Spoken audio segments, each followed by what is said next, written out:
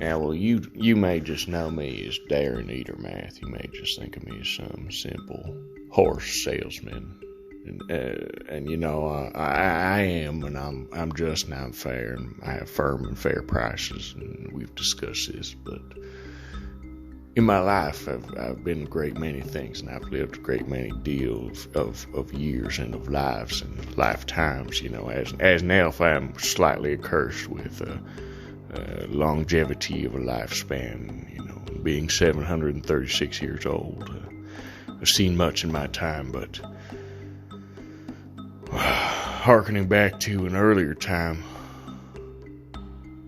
I grew up in a very harsh and unforgiving wasteland, filled with marauding raiders roaming the sands to pick clean the bones of the old world remnants.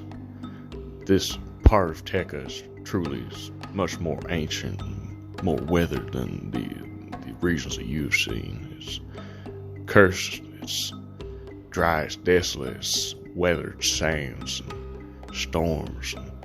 There's much blood-soaked history there, but most of which has been lost to the sands of time. Desic's where I spent my formative years, is where I honed the skills that would later lead to my prowess and success as an adventurer, you know, living as a bit of a little desert urchin out there with my brother. Those formative years that we didn't have much of them, but good times was few and far between. They were to be celebrated. We didn't have a pot to piss in, let alone a window to throw it out of, but you know, we celebrated the goodness that we had. And one year we was in a town with they had the most peculiar tradition in the winter months when it's got a bit colder out there in the desert.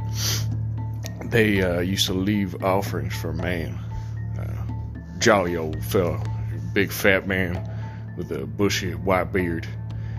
He's pulled around in this cart by these animals with these strange curved horns, and in return for their generosity and their treats and their nourishment of himself and his animals, this man, now Chris Kringle, I believe was his name, he would leave gifts to soothe the hearts and the minds of the gentle folk of Desic out there in the desert.